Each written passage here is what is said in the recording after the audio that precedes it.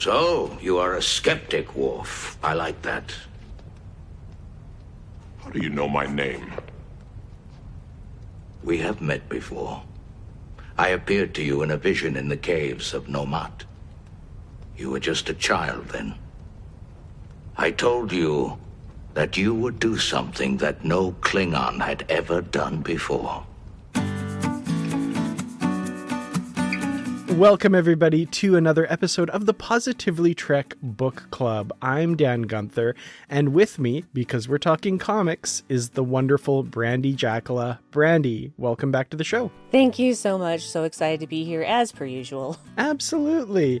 Well, this is one that I've been looking forward to for a while, and it's been a long time coming because we are going to be talking about the big IDW crossover event of last year, I guess. Star Trek Day of Blood, which, hopefully we don't say blood so many times that, YouTube demonetizes the video version of this podcast or anything like that. But, we've got a bloody bunch of issues to talk about here. 7 issues in this hardcover collection that we're talking about. This came out back in March, I believe. And 7 issues spread across, a couple one-shots, Defiant and the Star Trek flagship series, and they even threw in a free comic book day story in there as well. So a lot to talk about with this one. Yeah, just to mess people up, because there are only limited amounts of the free comic book day comics. And so if you didn't get your hands on them, guess it sucks to be you. Hint, everyone, the free comic book day issue is available on Kindle at $0.00. Nice. So if you are reading this via individual issues, which Brandi is doing here, you'll probably have to get your hands on it that way if you didn't grab it back on Free Comic Book Day 2023. It is, of course, included in this gorgeous hardcover edition that, if you want to pick up, it's got all the stories in the right order. Although we were talking before the show, this has been a recurring thing. We've talked about this in the past. These hardcover editions, they like to present them in a way that makes it like, oh, it's all one story. We'll show you where the divisions, where the comics are, but we won't tell you what issue it is or anything like that. It's just, another chapter in this story. And add to that in the table of contents, and I put that in quotes because it's a very non-functional table of contents, it lists all of the issues that are in this book, but not the correct order they're in, or at least not even an order they're in. So it says Prelude with the credits, and then Day of Blood, which is a single standalone issue. That's the second part of the story. And then it says Defiant number 6 to 7, Star Trek number 11 to 12, with the credits for the writers and art and stuff. Yes, those issues are all in this story at that point, but it's Defiant number 6, then Star Trek number 11, then Defiant number 7, then Star Trek number 12, which you wouldn't know if you just read this hardcover edition. So I guess it's functional. It's a way to read the story if you have just the hardcover. But, if anybody out there is collaborating with a friend who's reading the individual issues and you intend to do a podcast together, it's a little bit annoying to have to actually find out what the correct order is. It's not particularly difficult, but it's just not a roadblock I expected to have. Yeah, it's ridiculous, because who does a table of contents out of order? I mean, yes, you grouped the issues together with what series they're in, but that's not the order in which you read them. Yeah. And that just is something that really bugs me. It's weird. It's definitely weird. And then I should say the final issue in the story is one that I'm really looking forward to talking about, and that is Day of Blood, Shaxs' best day. I'm so here for it. Yeah, let's jump right in then and get to these stories so that we can get there, because I have lots to say. So, Day of Blood, everything in the Defiant and the Star Trek comic series has kind of been building to this that we've covered so far. And the first story in this, like I said, is Prelude to Day of Blood, the free comic book day issue, written by Jackson Lansing, Colin Kelly, and Christopher Cantwell, with art by Mike Feehan. And this is basically telling the story of the USS Santa Cruz and Captain Meyerson, being invited to Korvat colony by the Emperor himself to witness these Cote Baval festivities. And it turns into a Day of Blood. Now, question. Did they ever show the ship in all of its glory in the content of these pages? Yep, in the first panel. Okay, because it's been like 12 hours since I've read it, and I couldn't remember. Because, I first read the Santa Cruz, and I'm like, is that a California class? Because there is a Santa Cruz, California, but there's also a Santa Cruz, New Mexico, probably. Yeah. And, there's probably more than one city named Santa Cruz, so I'm pretty sure it's not a California class, if I remember right.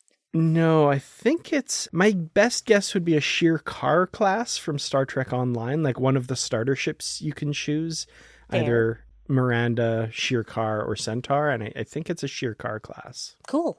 Nice to know. See, because Dan knows everything, you guys. That's my best guess. Somebody could tell me I'm wrong, but...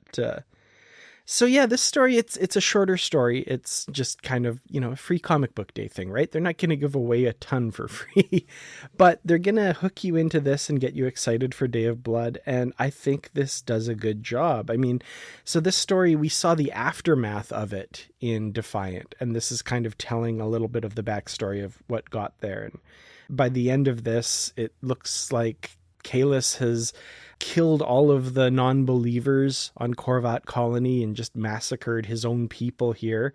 His soldiers of the Red Path destroy all the festivities, and also Kahless himself leads a personal attack on the Santa Cruz, and it looks like he's killed Captain Meyerson, which is the state of affairs that the Defiant crew finds in their previous issue. So looks can be deceiving, by the way. Oh, yeah. Yes. I realized that several issues later. Yeah, I was just like, wow, too bad that captain died, huh? Yeah. No, wait. It's like, he was all right, He was just doing his job. Also, it occurs to me, the soldiers of the Red Path and whatever, just cutting a swath through all the non-believers and whatnot. It kind of reminds me of something. Oh, what does it remind me of? Oh yes, Nazis! That's what it reminds me of. Yeah, a little bit of fascism here. Oh, a little bit? A lot.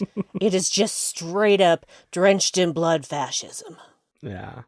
So, I mean, I guess I don't have too much to say about this. I do like the artwork. I think Mike Fian did a really good job.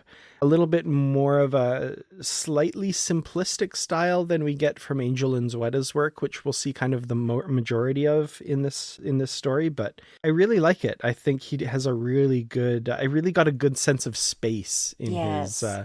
like the final kind of Batleth stuff on the bridge and all of that stuff. It looked really good. I agree. I had no complaints with the artwork whatsoever. I thought it was well laid out, well constructed. Things were placed well, like you said, giving a good idea of the space. So yes, I have zero notes on that. No notes. It's good. Excellent. Well, I guess let's jump right into the next issue, which is just the Day of Blood one shot. It says Day of Blood number 1, the actual title Day of Blood. This is the only issue of it other than, I guess, Shaxs' Best Day, kind of the subtitle one later. But yeah, this is, if you're following along in the comics, it says on the front cover, Day of Blood Part 1 of 5 in the bottom left corner. So I appreciate that you know what you're getting into, that you know how many issues the story is going to last so that you make sure that you get all of them. Very smart. Yeah, Day of Blood number 1 of 5, and this is the second of 7 issues in the Day of Blood collection. So, yep, you know exactly how many you're reading. Yep. Starts with sort of a one-shot, ends with sort of a one-shot. Well, definitely it ends with a one-shot. It's actually says one shot on the cover of the comic. Yeah. So Day of Blood number 1, again written by Christopher Cantwell, Colin Kelly, and Jackson Lansing. So all of the Defiant and Star Trek writers coming together for this one. And the art in this one is by Ramon Rosanas. And again, different from the Angel Unzueta art we'll get later in the comic. So, yeah. Yeah. So the last time we saw the Theseus and Defiant crews, we had Worf racing to Kronos and sending a distress call or a call to... Sorry, Worf, I know you don't send distress calls. That's my bad. Not distress. Call to arms call, I guess, to Sisko and the Theseus to join him at Kronos to counter Kahless's plans here. And that's what we get. We get the Theseus arriving at Kronos, and I guess there's just so many ships around that they don't even really notice a Starfleet ship coming in, which is lucky. But they detect that the Defiant is on the surface, and they beam down to meet Worf and his crew. Yeah, things haven't gone that great for the Defiant lately. It's not in pieces on the surface, but it's pretty close to it. Yeah, it is. It has not fared well. Even though it's a rugged little ship, per Tom Paris, it has not fared well. And I didn't even remember this. I'm just looking at the page now. I forgot that Worf actually complained about Sisko calling it a distress call. I forgot that part. Oh, yeah. So Sisko says, "We received your distress call," and Worf immediately says, "It was a request for aid, not a distress call." But Sisko kind of takes umbrage. He says, "Considering the state of my ship, I would disagree." Reminding Worf whose ship he has stolen. Yeah, the snark between these two. Yeah, that was something that I found interesting throughout this whole thing. Like, they had a big falling out, of course, a while back in the Star Trek series, and they pull no punches here. They are not happy to be around one another. No. And honestly, I can see both points of view. I really can. It's like there's not one person's right, one person's wrong. It's like they're both right and they're both wrong. So The other thing that I'm enjoying here is I hadn't really thought it through before, but I love how just about everybody on one ship kind of has a counterpart on the other ship. So, of course, obviously Data and Lore. You've also got Tom and B'Elanna, and you've got, I didn't think of this, Ro Laren and Shaxs. Yep. And the sparks fly between them a little bit, too. Oh, my goodness. Yes, I will have fun talking about that. Just talking about Ro Laren in general and a certain person's response to something. So Yes, absolutely. I love also the little bit of a commentary on some of the absolute weirdness of what's going on. Like Sisko's like, Sela is on your ship? What the crap? yeah, that's just everybody. It's just everybody. I mean, do they have Armus hiding somewhere? I mean, they have Lore and Sela, so probably. He's resting in a pool down on deck 40. Not that they have 40 decks in that ship, but looks can be deceiving. We see the ships from the outside, but we can't always really get a feel for what they look like on the inside. Well, we've got basically this announcement by Kahless about, his plans and that sort of stuff. His vamping, I guess, villain vamping at this point. But he's launching this Day of Blood, and it's scary how many people are marching to his cause. It seems like everyone is either being killed or following him, and that's not great. Sounds a little bit like, Hitler. Because how many people marched to that guy? I mean, just from his words, from his impassioned speeches and the things that he said he wanted to do. And I'm like, this is your guy? Really? This is your guy? And I think the comparison is that both people were filled with fear, and both people basically spoke out against the things they hated most in themselves in order to deflect that they were really just weak people. And that's what people like that do. That's what fascists do. They project all of their insecurities out onto another target and then kill that target and thinks that it makes them feel better, and it changes nothing. What happens when there's no one left to kill? What happens when you have no more enemies? Then you turn on each other. That's how it goes. That's how it goes with fascism. Well, and the other diabolical thing about fascism as well is they count on everyone else to, like, who is opposed to them assuming that they're going to stay within the lines and follow the rules and stuff. And that's why, when someone comes along who just flips the whole table over, you have groups of people who are going, well, we've got to, that's for the courts to decide. That's for this to do. We have to be the better person. And generally I agree with that sentiment. Like, I think that's great, but they are also counting on the other side to stay within the lines when they themselves have no intention of doing that whatsoever.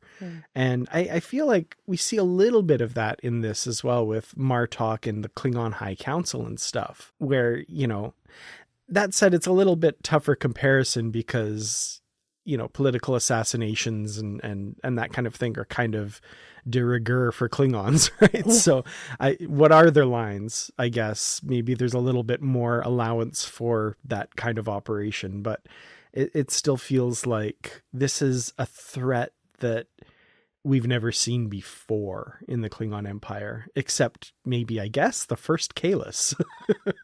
Yeah, you find out some interesting things about that first Kahless, don't we? Yeah.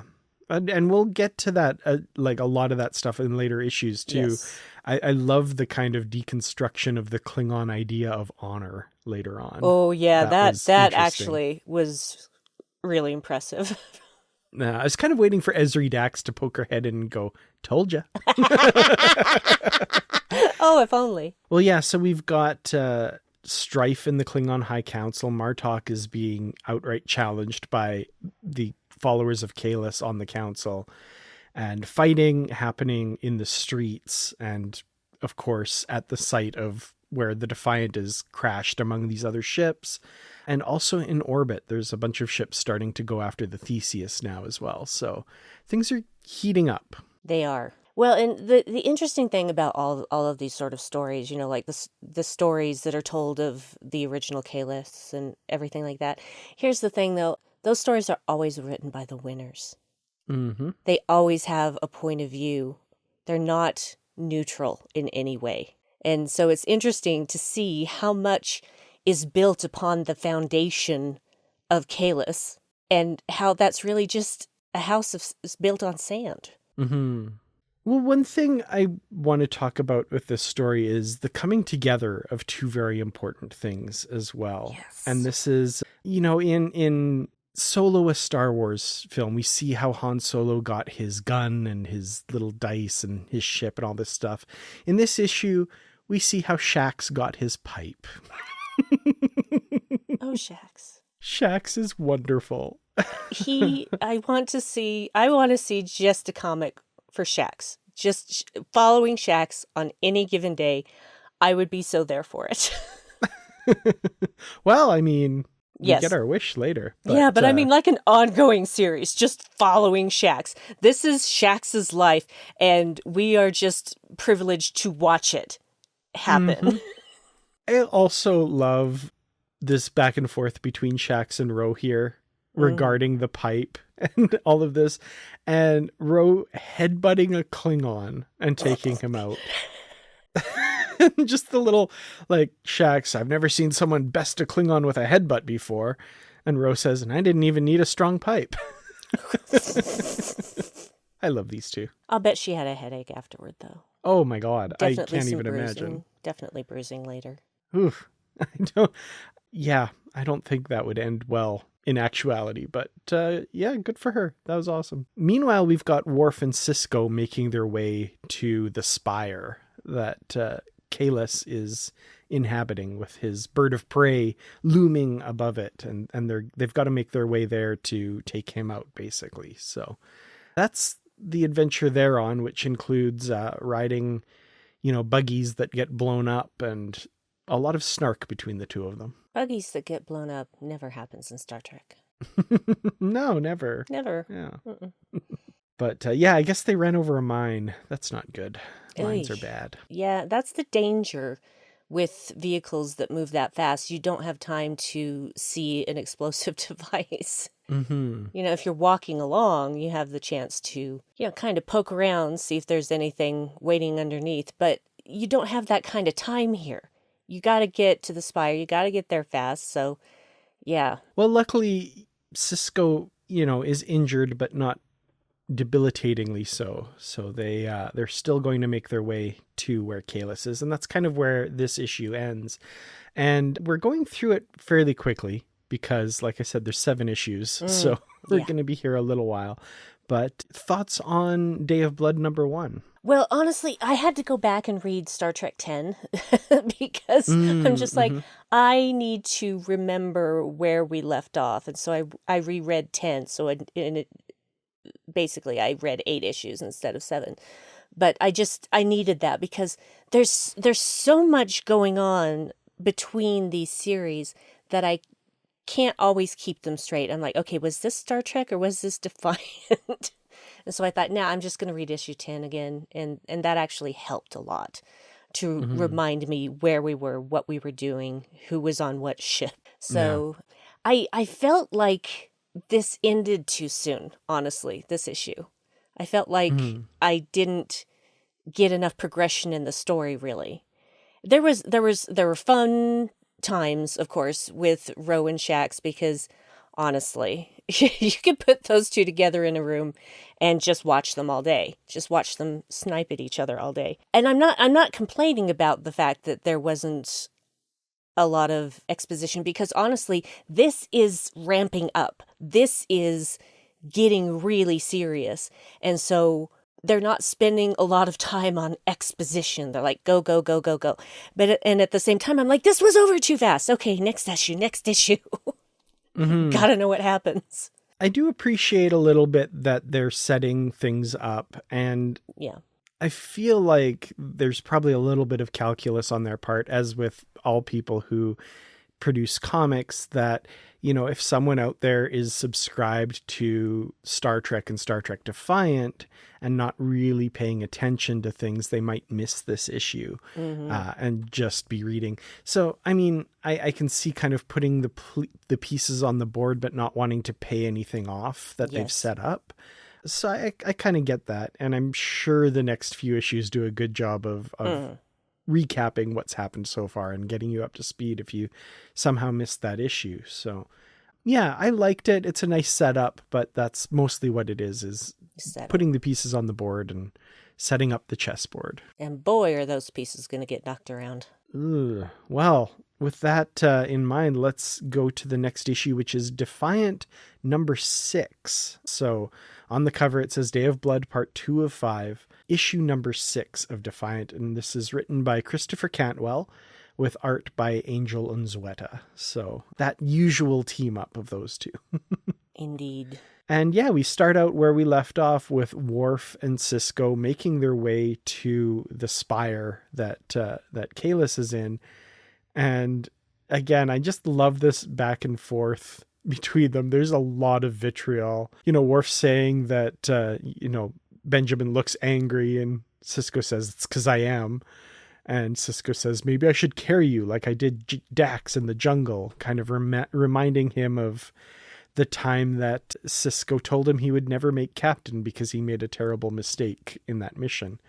And I really like this moment because Sisko tells him, you did the right thing that day.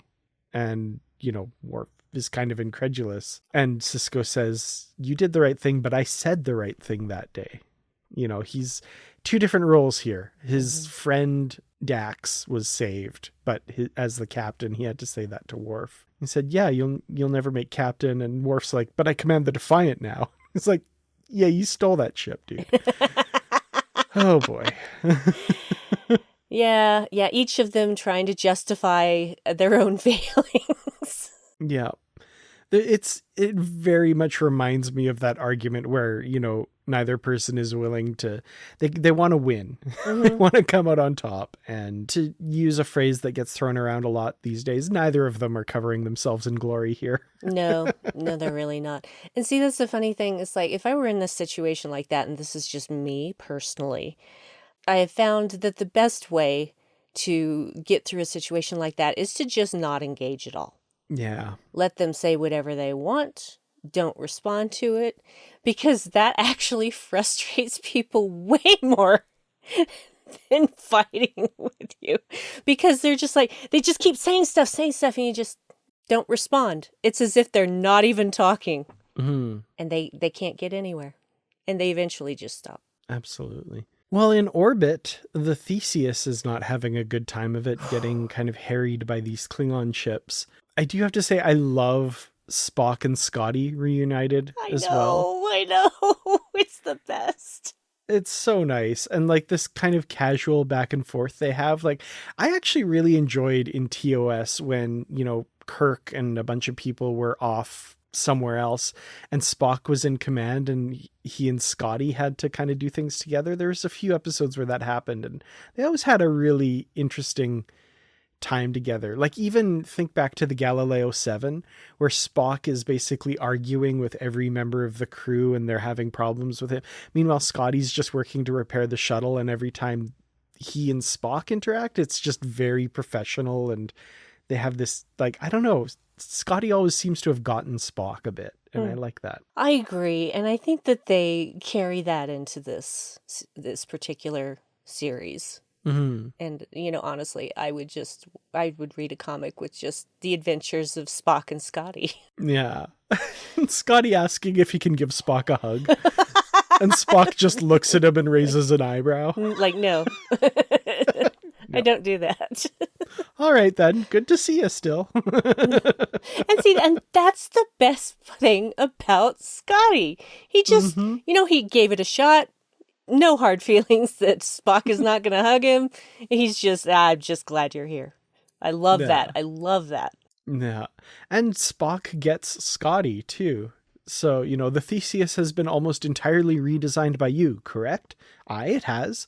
Then I assume, as Jim might say, it has a few tricks up its sleeve.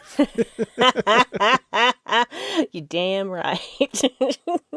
So there's some great stuff going on there. But let's get back to the capital city of Kronos, and we've got a sentence I never thought I'd hear myself say. We've got Dr. Crusher and Sela working together to try and, I guess, get into the building and see what the state of the government is at this point, along with the unnamed medic aboard the Defiant, this Orion character they picked up along the way. Can we just call her the Renegade? Sure, the Renegade. I like that. I'm pretty sure in later issues, I haven't gotten there yet, but I think they give her a name or they reveal her name at some point. But I'll never tell. I don't know what that is yet. Well, they do get in thanks to the Renegade, and they discover Martok being Martok and slaying a bunch of council members that are traitors.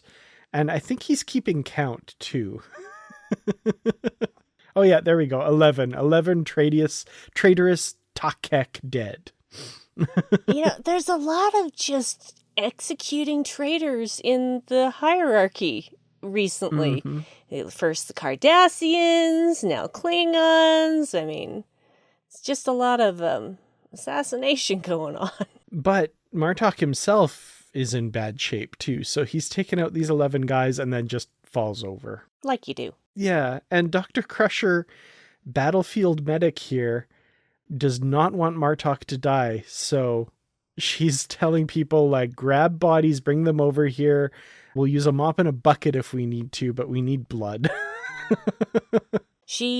Dr. Crusher's a badass in any incarnation, whether it's on screen, whether it's in a comic. Dr. Crusher is a badass. Yeah. And she even has a thing later that made me laugh out loud, and I know you know what it is, and we'll talk about it when we get to it.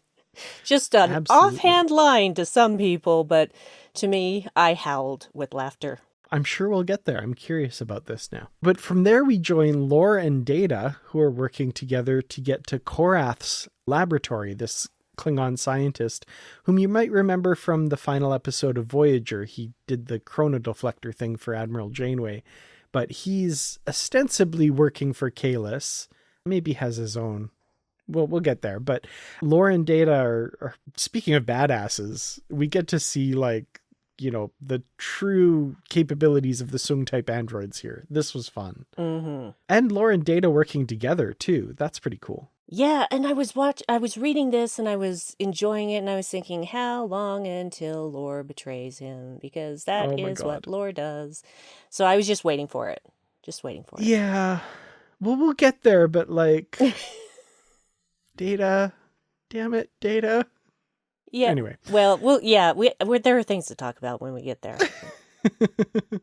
So we'll leave them for now. We're jumping all over the place in this comic. We've also got Talir and Lily, Shaxs and Ro all doing their thing, basically fighting in the streets. And there's some pretty cool stuff here. Like this is a very visual comic. There's the fighting where, like, for example, they're getting to the top of this tower and then destroying the ladder that the Klingons are chasing them up on. Like, visually, there's just some really cool stuff in this book. Yeah, it is very visually appealing, and it does tell a lot with pictures instead of words, which sometimes in comics, and it just depends on the comics, the visuals aren't enough. There's sometimes when I'm just like, I can't figure out what you're trying to show me here. Mm-hmm. I didn't have that problem in these issues at all. I knew exactly what they were doing at every moment, with dialogue or without.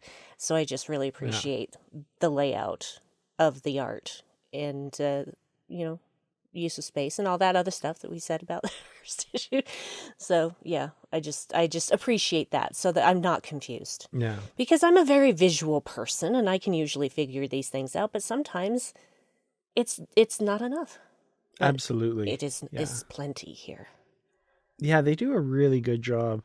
And they also do a really good job going back and forth between these high action things going on and then the quieter character moments, which is kind of what we get now when we go back to the Defiant and we catch up with Tom and B'Elanna, who are very bickery, but like, I wouldn't even say bickery because it's about some pretty important stuff, like where their daughter is right now, how responsible or not either or both of them are as parents. Yeah, there's some really good stuff here. Summing it up as their work-life balance is completely out of whack. I don't know that that's the only issue, but okay, we'll start with that one. Well, that's an interesting thing, because for both Tom and B'Elanna, work is a big part of their lives.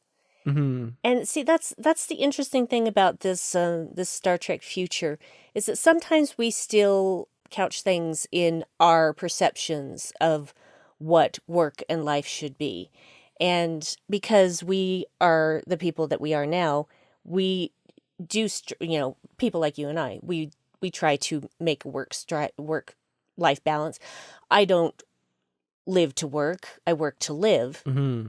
And, because that's the way capitalism works, basically. But in this future where capitalism isn't a thing, where you can just go off and do something that you want to do, that you're good at, that you have a passion for, and do that as your job, and you're not even getting paid for it. You're doing it for the love of doing it. When does that become one or the other? It is work and it is life. Mm-hmm. So is it really a thing about work-life balance, or is it just life balance? Because honestly, their work isn't like work to them. Mm-hmm. What would that be like? To just go and follow your passion That'd be amazing. not have to worry about money or food or housing, that's just all provided. And what would that be like? Mm-hmm. That would be incredible. Imagine what we could achieve as humans if we had our basic needs provided for and we got to do what we wanted for work. Mm-hmm. It's like, I can't even visualize. Yeah, that would be incredible. To live in the Star Trek universe. Yeah. Yeah. Yeah. Which ship would I pick? Oh, man. Because I'm going to be on a ship. I used to think I would be, but now I think I'd work in a library. Dang. Actually, that's a really good point, because I love libraries and I love books, and I know what you're referencing right now. Mm-hmm. Well, let's get back to Tom and B'Elanna here, though. I love also that, like, Tom is annoyed that B'Elanna left Miral with Harry. Tom would have done the same damn thing. You know it. Oh, totally. Yeah. What does he? When we get back home, she'll have seen every holoprogram in existence and conned him out of a metric ton of replicated junk food. I hope not. I don't know how a child could eat a metric ton of junk food. Well, they're working things out. They're gonna work because that's what they do. They're gonna fix the Defiant, I guess. They'll focus on that. For the end of this issue, we get back to Lore and Data confronting Korath here. And I love this scene. It's so good. They take him out, basically. We also learn that he's kind of doing his own thing, Korath. He's kind of not really following Kahless. But the very end of this is where I'm like, Data, I'm going to smack you. What are you doing?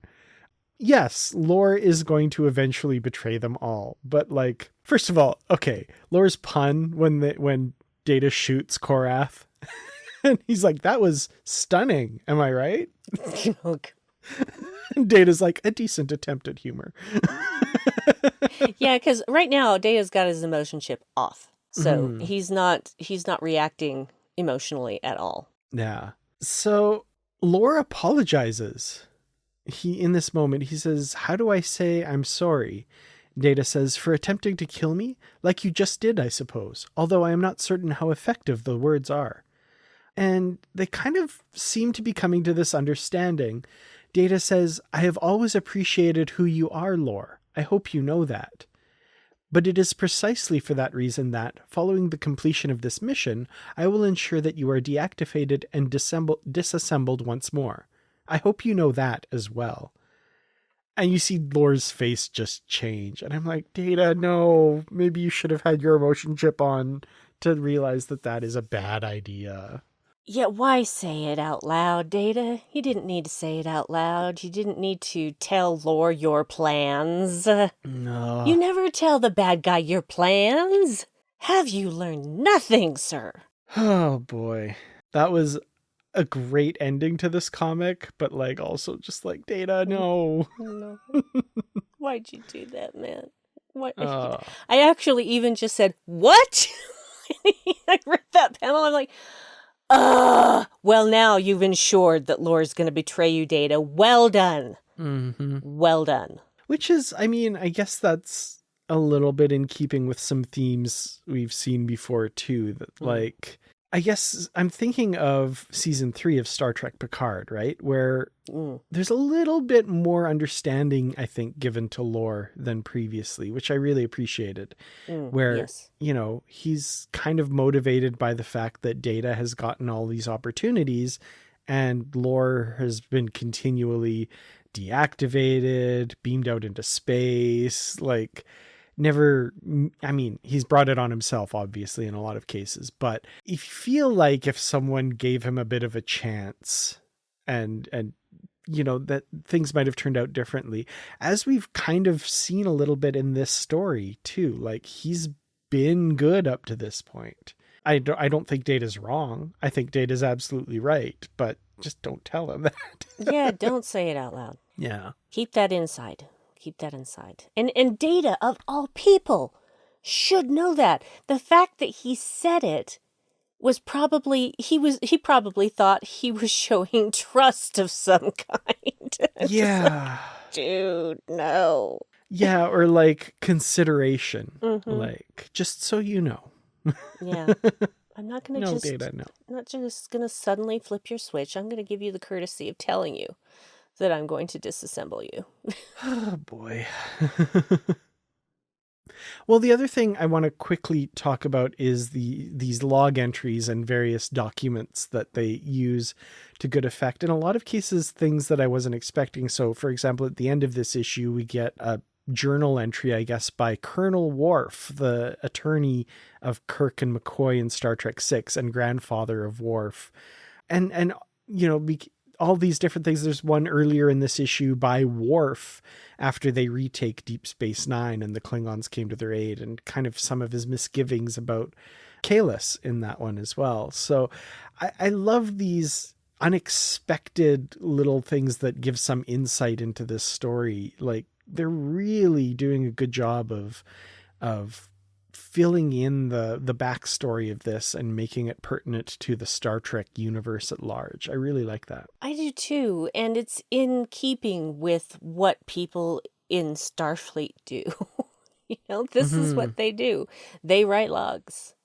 Yeah. So I love that they use that as a device to add context. And because, in some comics it might be out of place, but in Star Trek fits perfectly. Well, I guess from there, let's move on to part 3 of 5 of Day of Blood, and that is Star Trek number 11. So this is the flagship series, and written by Colin Kelly and Jackson Lanzig, with art by Angel Unzueta. So yeah, we're continuing on this story. I was curious how this would work with the different writing teams. Kind of like, I'm assuming they're breaking the story together and then kind of writing their parts. I found that it worked really well. All these different writers writing the same characters. I think they did a really good job of feeling like it's one story without, any kind of like, oh, this writer does it this way, but this writer does it that way. Yeah, the continuity is very, very good. At no point would I have thought that there were, different writers and different groupings of writers throughout this particular story. I didn't really even look at that until after I had finished reading the comics. So, and that's actually really impressive because they all obviously know the voices of these characters and maintain them at, in character throughout the entire miniseries. So we get basically a continuation of what's going on with Tom and B'Elanna. And this is where they say, Paris says, honestly, screw work-life balance. As long as we're working, we're still alive. Kind of, I think, bringing that conversation to its natural point when you're crashed in the middle of Kronos with fighting all around you. Maybe let's focus on the job at hand. Yeah, and you don't have a deflector dish. Yeah, that's important. They don't have a deflector dish. That's going to become a central thing of some of the stuff in this story. So, yeah. Meanwhile, we join back up with Ro and Talir and Lily, who are working to get the planetary communications back up. And I love this conversation here where Ro is talking about this being a Kobayashi Maru, and Lily is like, no, that's not what this is. And they have this argument back and forth about what exactly is the Kobayashi Maru and what's it all about. Oh, it's a brilliant conversation.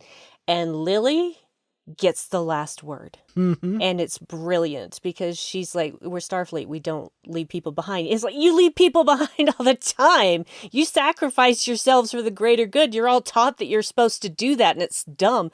And Lily's like, that's not what this is about. It's about when you're in a no-win situation and you know there's no way out. Do you look and do you blink? Do you blink? And Ro's face at that was just like, oh, snap! She got you. And she left Ro speechless. Yeah. Like, who does that? Lily Sato is the only person who does that. That was amazing. I saw little bits of Hoshi in her right then. It really made me happy. And I love, because Ro's being all like, oh, die for a badge and blah, blah, blah.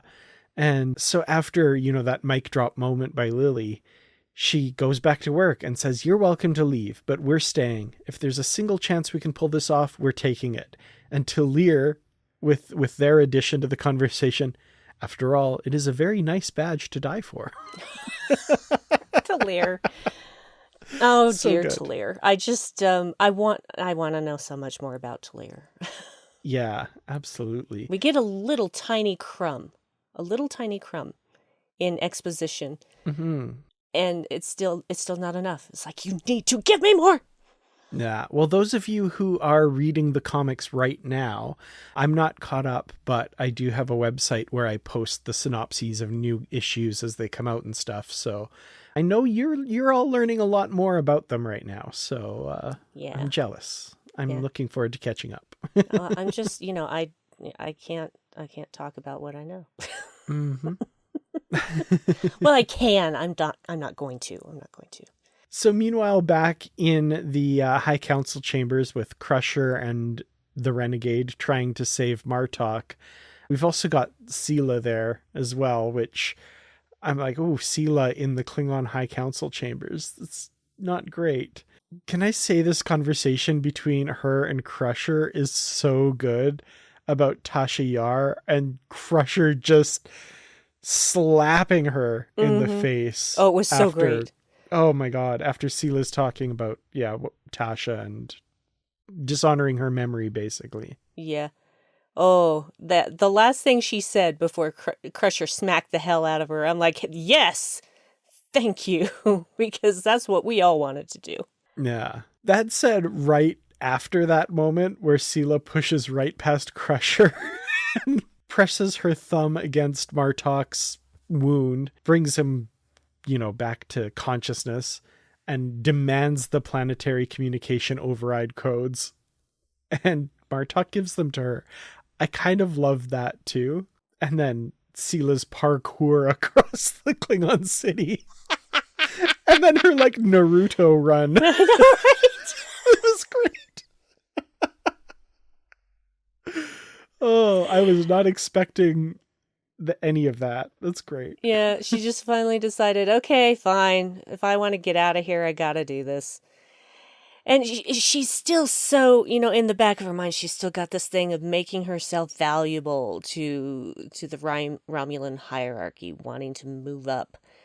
And so that's probably fueling a lot of the stuff that she does. She's not doing it out of the kindness of her heart. She's doing it to forward her own wants and desires. And, just because she's doing the right thing at the moment, that doesn't mean that she's ever going to do the right thing again. Yeah. And I also was very suspicious at how easily Martok gave up those codes. I liked the, or Kahless wins. I guess that's what he was also delirious. I think. Yeah, that is too. fair. That is fair. But I'm just like, okay, all right. Yeah. I do love also Sela, jumping into where Talir and Lily and Ro are and giving them the codes. And then, Ro and Sela just kind of stand back sniping at each other a little bit. And Lily's like, hey, you're going to just sit there jabbing, or do you want to do the work? I love her. She's great. Lily is magnificent in every way. So back to Laura and Data and the aftermath of this revelation by Data. Oh my God. I do like lore that's like, turn on the emotion chip. Data, turn on the emotion chip. But then what Data says, I absolutely love this. Lore's like, turn on the emotion chip, then tell me again how you want me to die. And Data says, Lore, I do not want you to die. In fact, that is the very reason I have kept my emotion chip offline since our arrival on Kronos. After all, over the last decade, you have repeatedly attempted to murder my friends, my family, even my cat. You once threatened a child with the death he deserved. Talking about Wesley there. It is extremely unlikely that my emotion chip will respond to your presence with empathy, understanding, or kindness, as my positronic net has a perfect record of your many atrocities. In fact, were I to activate it at this moment, it is entirely likely I would kill you myself. Damn, son. Wow. And they just a beat as they look at each other. Mm-hmm. Wow. How can an emotionless being evoke this much emotion reading what he's saying? I love that. Yeah. Yeah. And is anyone surprised with what happens next? No, I don't think we are. Absolutely not. No. So they find out that the transport net is down. Sato has worked her magic. And Lore, of course, overrides and site-to-site transports away. Yeah. Data... You're too honest, buddy. Yeah. The thing is that he can lie. It's not like it's not part of his programming. He can lie. But that's just not Data. I mean, he could do it if he has to. Yeah. Kind of like how Spock can lie when he has to, when it's for the greater good. Or, when it comes to mentioning that he's related to people like Sarek or Michael Burnham or Cybok. Yeah. So, yeah, I just, I felt bad for Data, and at the same time, it's like, we all saw it coming! How come you didn't? And the naivete a little bit, where he contacts the Theseus and says, I regret to inform you that Lore has once again chosen chaos, and expanded with Korath. I was reading ahead and saw Korath.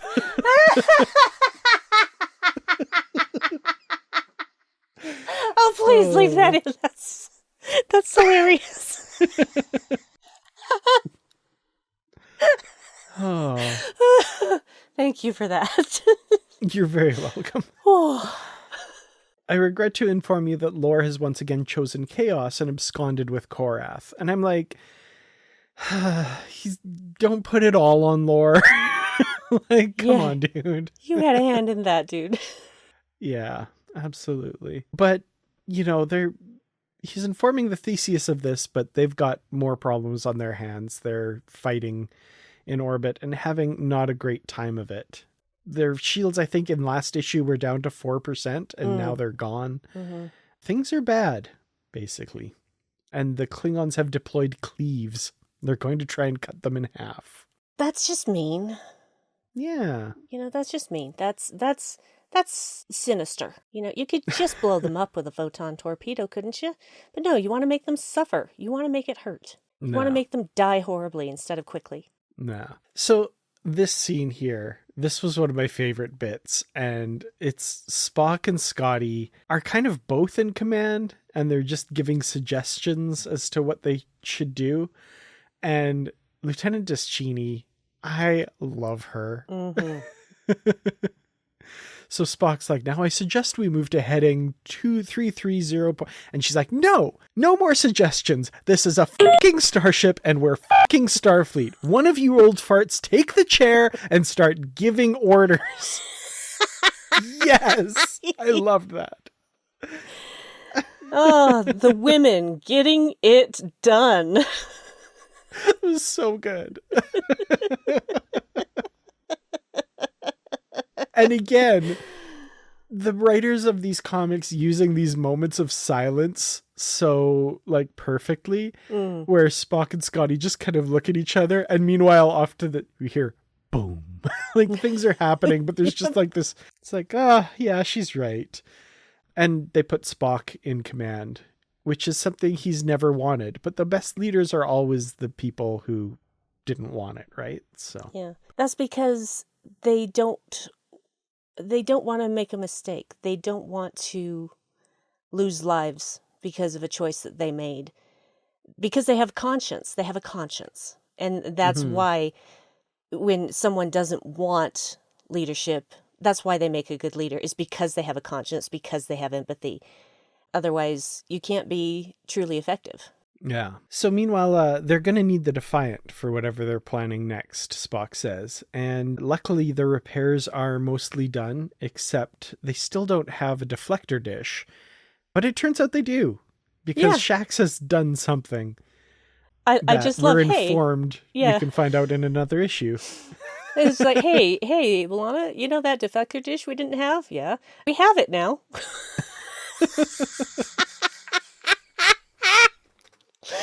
I love that. Fantastic. And, we've got Shaxs riding the Defiant into orbit, or not quite into orbit, but he doesn't want them to beam him aboard quite yet because he's having the best day of his life, which, as we're told, we can read in a 30-page issue coming later, which we will be getting to for sure. Mm-hmm. So the Defiant is climbing into orbit to assist the Theseus. And meanwhile, at the end of this, we get to Worf and Sisko finally getting to the spire where Kahless and his lieutenant, Alexander, I guess, are facing them here. And Alexander's just been amped up with the red, whatever, the Ketracel red or whatever they're calling it now. And he's not in a good place. Also, he doesn't have great teeth. No, he doesn't. I mean, Klingons in general have very pointy teeth. So do Ferengi. But anyway, Alexander, I feel a lot of sympathy for Alexander because, knowing his background, it's not hard to see how he turned to the red path. Mm-hmm. Basically, he's been searching for himself all of his life, but he's trying to find himself outside of himself, and that's always been the problem. And, a lot of that is Worf's fault. There are a lot of things that Worf could have done when he was younger that could have maybe allayed some of these things. But at the same time, Alexander's an adult now and he makes his own choices. But where are those choices coming from? He's making choices for the person he thinks he wants to be instead of the person that he is. And, Worf's kind of been doing the same thing, if we're going to be honest. Yeah.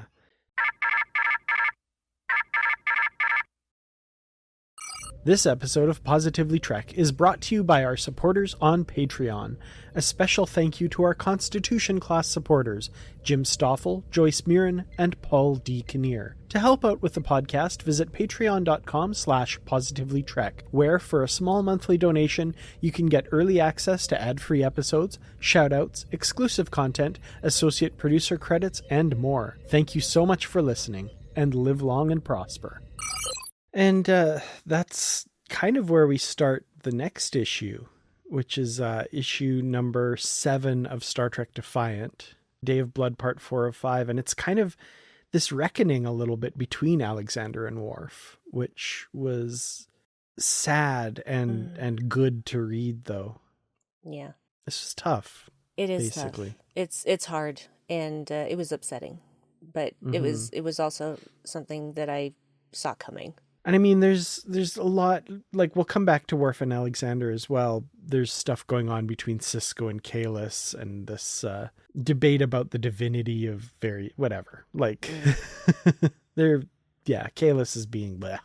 But basically he fires this weapon and intending to destroy Sisko, but something is protecting Sisko.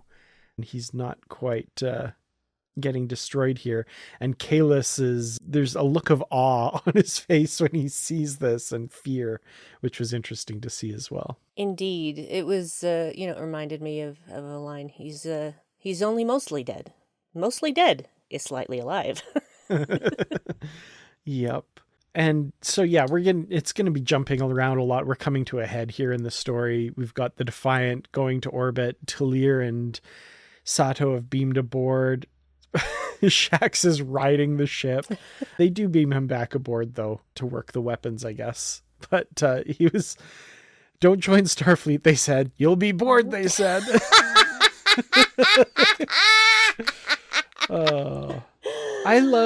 So I really enjoy how they've worked Shaxs into this, and they haven't even dulled his edges from being in this over-the-top Lower Decks cartoon, right? It makes it work, I think. This character, all of these Lower Decks characters feel like they could be over the top, but Shaxs works here in the same way that Mariner and Boimler worked in Strange New Worlds. I love it. I agree. But the thing is, some people have this conception of what Starfleet people should act like. But when it comes right down to it, there are so many different races, so many different personalities that of course there are going to be people like Shaxs. Of course there are going to be people like Boimler and Mariner and Tendi and Rutherford. There are going to be people like that. People who seem different from, buttoned up Captain Picard and whatnot. And that's the beauty of the Star Trek universe, is the variety of things that you can encounter, of people that you can encounter. And to have, to see those people being mixed in with the people that are the staid and normal type, it's just fun. It's just fun. Absolutely. And there's this, and I mean, this is almost maybe blasphemy to say as a Star Trek fan, but whatever. There are people that forget that this is a fictional universe. You can kind of do what you want with it. And it's all fiction. Like, it's fine. Yeah. I know, blasphemy, right? But I love this universe. I love it so much. I think people who listen to my stuff, watch my videos, know that by now. But I also like, I hold it with a reverence, but not as this sacrosanct thing that, like, it must always be this and nothing else. There's so much room to do so many cool things with Star Trek. And I think it's a disservice to Star Trek to hold yourself back from doing some really cool things. Exactly. The beauty of the Star Trek universe is that it's always evolving. Mm-hmm. And it will continue to evolve. Hopefully, long after I'm dead. I hope that Star Trek is still around. Honestly, I hope the Vulcans show up. I really do. Please, not the Vulcans per se, okay, because that's a fictional race, but I wouldn't mind, seeing First Contact with some benevolent species that's like, hey, we see you've got some problems. You want some help? That would be nice. Yeah. We could probably clean your atmosphere and your oceans and stuff, and, let's get you off fossil fuels while we're at it. This is just really a bad idea. I mean, didn't you understand what you were doing? So yeah, I really like that. I think it's good. We're flashing between various things in this. We have a bit more of the Alexander Worf fight. And in this part of it, I love that we get a bit of Worf's internal thoughts here where, Alexander is roiling with vitality. He's a very tough opponent because he's young and fresh. But maybe Worf also is holding back because he obviously doesn't want to kill his son, whereas Alexander has no such restraint on his actions here because he wants to kill Worf. And he's also jacked up on drugs. That too, yeah. Meanwhile, this fight back in orbit, we get a revelation here, and this was really sad. Captain Meyerson from the Prelude, the Free Comic Book Day issue, is still alive, but he's been converted to the Red Path here. This was a little bit heartbreaking for sure. It's almost as bad as watching someone get assimilated by the Borg. Yeah, absolutely. Now, the one thing I was surprised about, and I don't know if not disappointed, but was that they basically beam him aboard this shuttlecraft that's loaded with explosives, or he beams aboard the shuttlecraft because he thinks the orb's there. It's loaded with explosives. They crash it into the Klingon ship and destroy it. And I guess there's no saving Captain Meyerson in this one. I was surprised at that. I was like, I thought they were going to like bring him back or something. Yeah, not so much. And it does make you wonder, is anyone who's been jacked up on this Ketracel Red, are they capable of being saved, or are they permanently damaged? Yeah, it does. I feel like they're I don't know, but well, we'll find out maybe later. I don't know, but I was surprised at kind of how cold that was, but I don't know. You were surprised at how cold it was to see a character that we barely knew and knew absolutely no background on suddenly be converted to the Red Path and killed on a shuttlecraft? You really? That was... Yeah. He was there as a red herring and nothing else. He was put in the story to die. He felt more like an innocent than others did. I agree.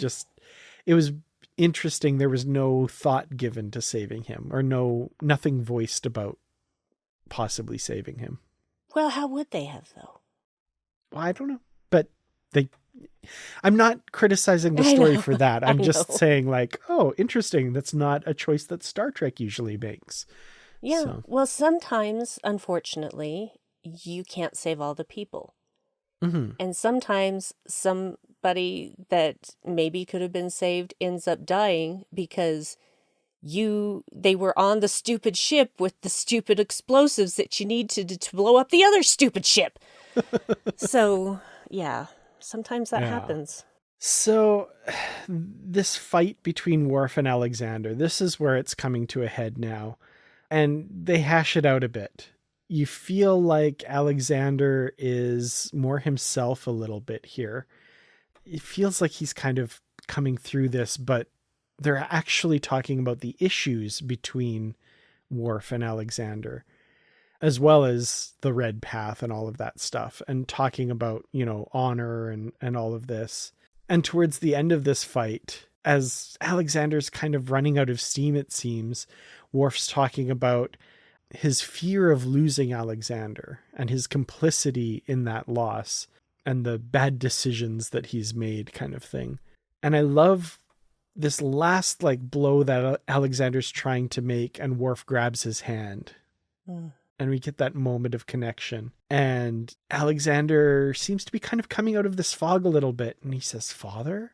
And then at that moment, though, Kahless comes behind him and skewers him with a batleth. This was a horrible moment. Yeah, it was. And I saw it coming from a mile away. Oh, totally. Yeah. And I just thought, please don't actually do what I think you're going to do. Oh, you did it. Yeah. But I mean, it's in character for Kahless. So it's not like I felt like anything was out of character. I just didn't want it to happen. I just wanted a win for Alexander for once. And that's basically how this issue ends. Sisko witnesses this. He's still under the onslaught of this weapon of Kahless's, but again, something's protecting him. But he's reaching out to Spock, saying, "We need the orb that they have aboard there." So we're getting into the end game now. Oh, man, that was tough. It's really tough. That was really sad. Yeah. And honestly, I looked at that panel several times and like, is it possible that I'm not seeing what I'm seeing? And I'm like, nope, I'm seeing what I'm seeing. Yeah. So Star Trek number 12, we're going to get into what's going on with Sisko, obviously, but we have the Theseus and the Defiant in orbit. Their true test has just begun here, I guess. And yeah, we're going to have them create this device, I guess, that's going to project the power of the orb they have. And interestingly, it kind of operates like the Genesis device, we find out a little bit, which is interesting. Name drop. Spock has some experience with that. Yeah, a little bit. So we see a lot of this from Sisko's perspective, which is interesting. We have kind of his internal monologue as this weapon is trying to basically take him apart. And I love this 2-page splash here where you kind of have to turn it to read everything. And you've got this spiral that's going into the center.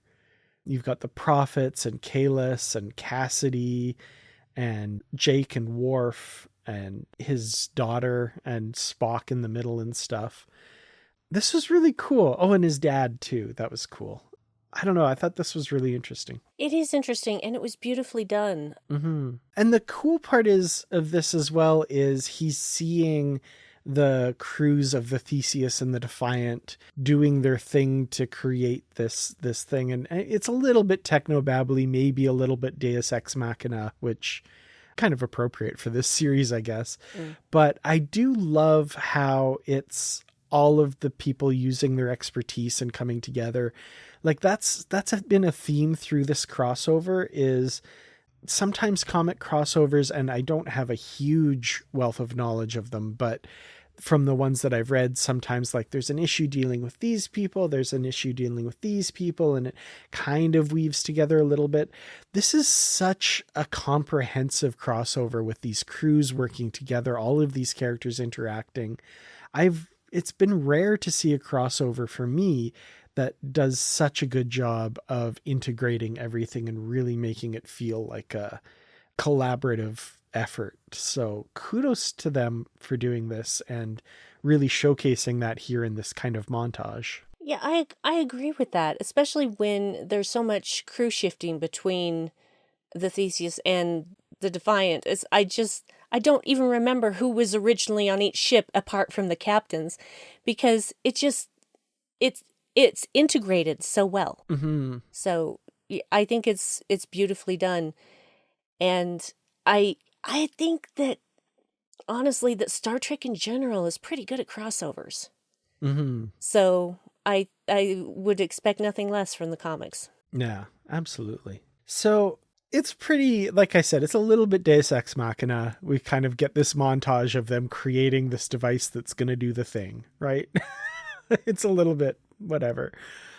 So they fire it, and, Sisko's kind of trying to keep himself from being killed by Kahless, and this weapon, I guess weapon maybe is the wrong word, but this effect of the Bajoran orb comes down and the Genesis-like aspects of it, you see all these vines growing and all of that. That was pretty cool.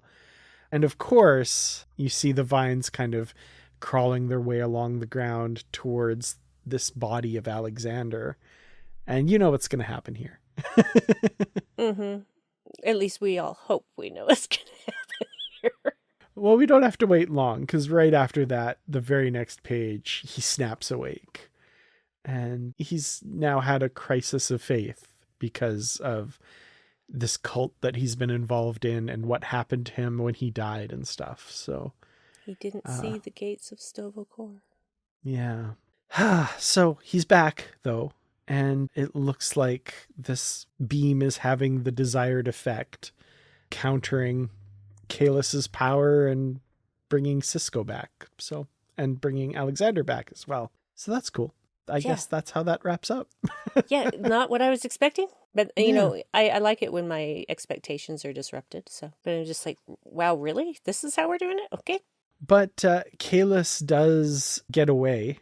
He runs like a coward, it seems. Even his crew is kind of taking notice at this. Yeah, because that's what he is. And all of this bluster was just to camouflage that fact. Meanwhile, in sickbay, Martok is coming to, and I love his... By Greythor's grip, I remember I was saved by Starfleet. No other ships have such disrespectful lighting. Grumpy the old man. Disrespectful lighting of Starfleet. I love it. But we do get this scene where I come on, Starfleet security, do better here. Yeah, really. You have the leader of the Klingon Empire in your sickbay, and Sela manages to be alone with him in there. And man, she injects him with this derivative of a toxin found within the Seti eel. That's the Khan's brain bug thing. And it makes the brain pliant. And yeah, so she's going to get information out of Martok to please her Romulan handlers, of course. If she gets anything good, I mean, honestly, at this point, what could he tell her that would actually be of value after everything that's just gone down? I mean, anything from like the codes to get through the net at the neutral zone or something like that. Yeah, but they're going to change all that. They know that Sela's been hanging around. They're going to change all those codes. Now, there'll be something. I'm sure there'll be something that comes into play later in the story. I'm sure. I don't know. Her grand designs always seem to just fall on their face, you know? That's true. She is a royal F up. Yep. She really is. True. And she keeps thinking she's so smart. So yeah, basically what's left is kind of the wrap up, the celebrations. Worf and Sisko come to terms, which is good to see for sure. Lore is out there, unfortunately. So Lore, at the end, of course, meets up with Kahless's ship, I guess, and seems to be kind of convincing his crew to follow him instead of Kahless, which, I'm not looking forward to the fallout from that.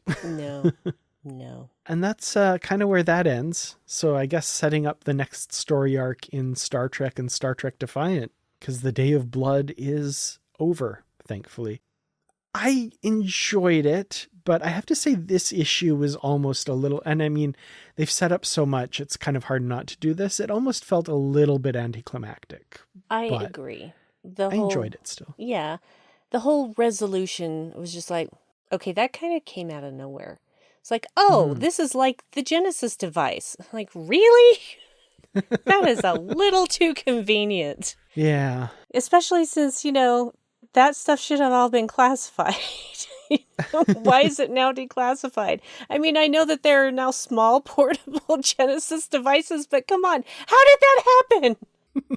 Starfleet, get your stuff together and lock it down. Yeah, I guess it is that the orb of what was the orb? I can't remember, but like that particular orb of creation. The orb of creation. Yeah, it created an energy wave similar to that of the Genesis device. But yeah, the fact that they all knew that was a little bit suspect. Yeah, that niggled a bit at me. I generally enjoyed this. I thought it was overall a good story, even though maybe the ending wasn't quite as strong as I would have liked. But I love a lot of the character work in this.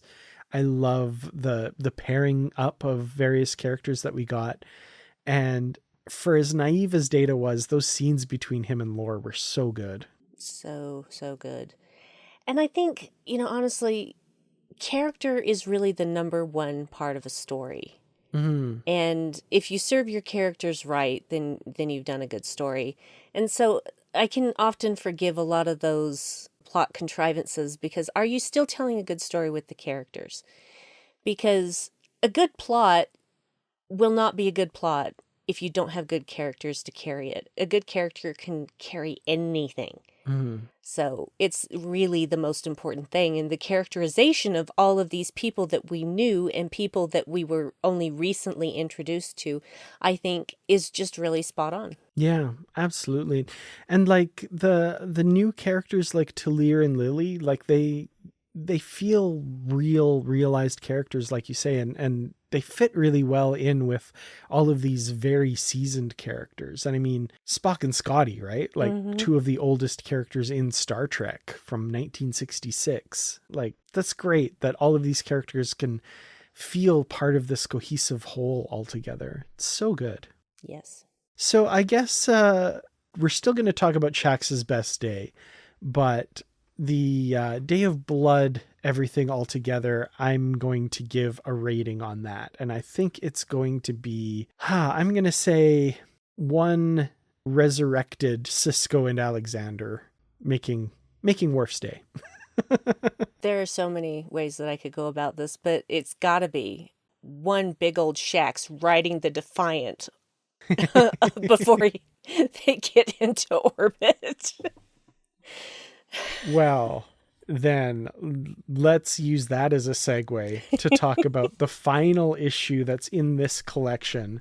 And I'm so excited to talk about this one. Mm-hmm. The biggest surprise to me in all of this, Star Trek Day of Blood, Shaxs' Best Day, written by Ryan North with art by Derek Charm. And charm is the best word for the artist of this, because this is so charming and so good. Yeah. This entire issue, no notes, every single page is perfection. Every single rendering of, other Star Trek characters we haven't seen in the quote unquote lower deck style, spot on. It's just perfection from first page to last page. I have no issues with this issue. Yeah. Shaxs and his pipe that he's using to mow his way through these Red Path Klingons, and oh my God, I have so many good things to say about this. The little like commentary at the bottom of every page was brilliant and probably one of my best things. My favorite things about this, the outright calling out of fascism and relating it to things that are going on in our world today and being relevant and subversive and awesome like comics should be. This has all of that. It's so good.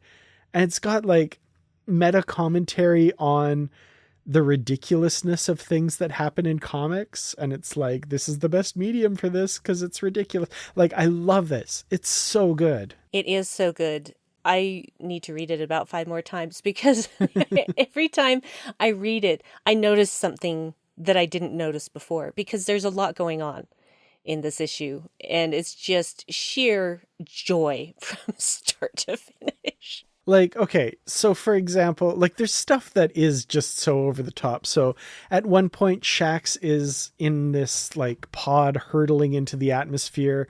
There's a Klingon on the outside and he gets outside and they both have a fist fight while they're like kind of burning up in the atmosphere.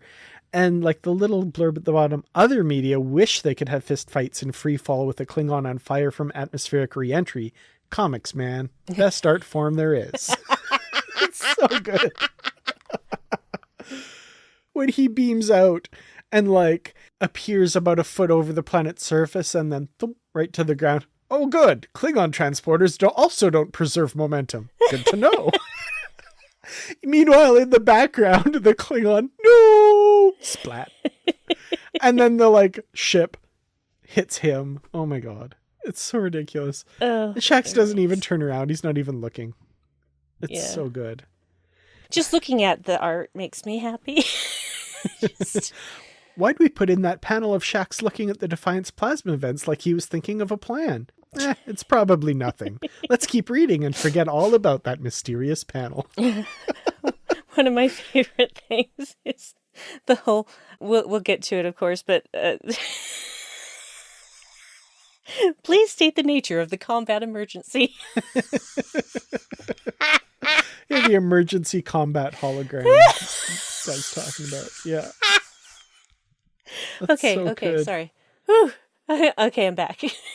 Can I also talk about, I mean, we're just kind of jumping all over this, but when he's fighting the guy on the outside of the Defiant hull, and he's the sound effects for the punches, Spock, Kirk, Garak, Shaxs. And then the little thing at the end, there's another move Shaxs has that sounds like Harry Kim, but he didn't do it here. Look, we need to save something for the sequel. Oh, please tell me there's going to be a sequel, or better yet, just a series following Shaxs around in his daily life, because I would read every issue. Well, okay, so here's a bit of news that just hit in the last week. By coincidence, I had just read this issue for this episode. I hadn't read it before, but so Shaxs' Best Day has been nominated for Best Single Issue / One Shot at the 2024 Eisner Awards. Yep. So congratulations to Ryan North and Derek Charm. That is so awesome. It is so well deserved. It is. I had no idea, honestly, that this issue would be so good. And I don't think I'm overhyping this. It is just the perfect thing to have in this comic medium. And it's this silly story, but it's silly in all the best ways. It's so good. It truly is. The thing is, comics are a great medium to do whatever you want. And the fact that they are going over the top because it's Shaxs, it fits. It fits. Yeah. Especially, you think the Klingon's gone. Oh no, he's back in a combat mech. What? He's got a freaking mech? When? It's just oh yes, this is a test thing I've been working on. It's okay. now he's got a Gundam and he's gonna take him down. But Shaxs ain't gonna go down. And I mean, yeah, if you want to read a comic that talks about fascism in exactly the right way and putting it in the frame it needs to be put in, giving, I think, astute commentary on how fascists work and why that is so attractive to some people and why it has to be fought at all costs. Shaxs is the perfect character to do that with. And then also, like I said, to have a fist fight while in free fall, burning up in an atmosphere, as well as throwing a whole bunch of batliths in the air and having them return like boomerangs to kill your enemies. This comic is for you. It's so good. The point where he's got this, it made me laugh so freaking hard that I had an asthma attack. All the things that he wished he had said. Yes. Okay. I was hoping you were going to say that. I love that. A few weeks later, Shaxs is going to sit up straight in bed in the middle of the night, furious with regret as he realizes he should have told that Klingon, "Pipes to meet you." But then the way they pay it off too later. So there's another one. A few weeks later, Shaxs is just getting back to sleep, but then his eyes slam open, fully awake again, as he realizes he should have said "knees to meet you," as he, takes these Klingons out at the knees. But... Oh, I found it. Oh, here. Where he uses the transporter to beam away a Klingon's arms. Yes, that's what I was going for. And the fact that he takes this arm and he's got a sword and he throws both of them. Before that, though, just as the payoff to the previous stuff, would you look at that? Now we're both unarmed. And the little thing, Nailed it. a few weeks later, Shaxs is finally falling asleep again, content, a smile on his face that won't leave for the rest of the night. He did at least nail that line. But yes, then what does he do with the arm? Because that is great. Yeah, he just throws the arm. He just throws the arm at another Klingon. And he's just like, what? Where did you? Who's? Just staring down at the arm on the floor. Because he's got the arm in one hand and the sword in the other. He throws both at these two Klingons. The one Klingon takes the sword, and the other Klingon, this arm hits him with the sound effect splack. The Klingon's like, what? Where did you? Who's? Just so confused. So when he's set the auto destruct and then he's running to find a little shuttle and he puts his hand on the panel and goes beepity boop. Oh my god. Oh, self-destruct in 6 seconds. 5, 4, 3. Launch! Oh, I was just dying through this entire thing. Just dying. And of course, you know, he thinks he's gotten away, and that's when the free fall fighting happens. Yeah. And you think, okay, this guy can't come back from this, right? No, he's got a mech. Where was the mech? Where was the mech? Where was the mech? Why is it just suddenly there? It's great. It's just, it makes no sense. It doesn't need to. Yeah, well, I guess because the guy in the mech is the guy from engineering that got hit with the arm. Yes.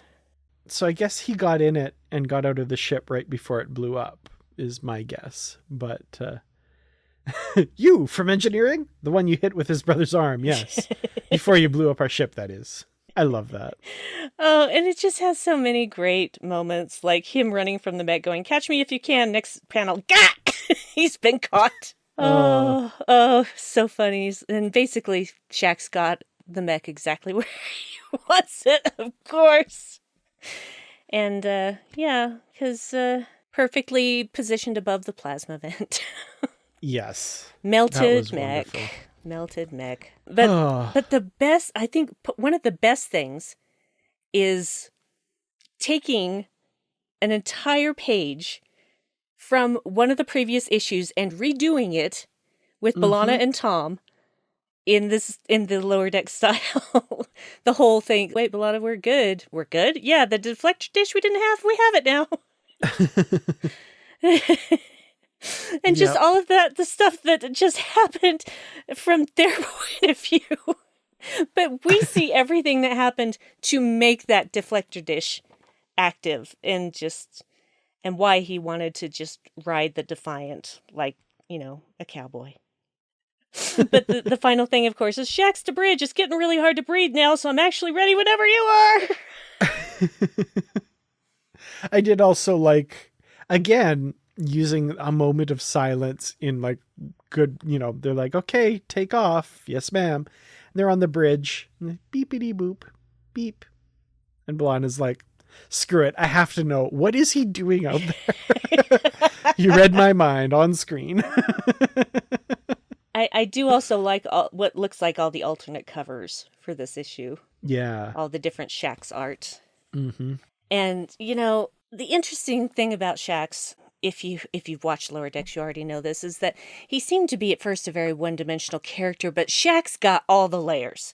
He has so many layers.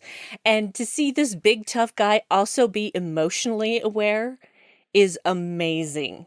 And really, he's just such a great character. Please, guys, do a Shaxs series, please. Oh, totally. He is a character that, like, outside of, like, when Lower Decks ends, I hope we see, I hope we see all those characters again somehow, but Shaxs is so good. And this was the perfect character here. So, like you said earlier, top marks to this, no notes. It's perfect. It may sound like I'm just overhyping this. No, this is so good. You need to read it. Even if you have no interest in Day of Blood outside of, I guess, listening to this whole podcast for some reason. If you haven't already, read Shaxs' Best Day. Absolutely.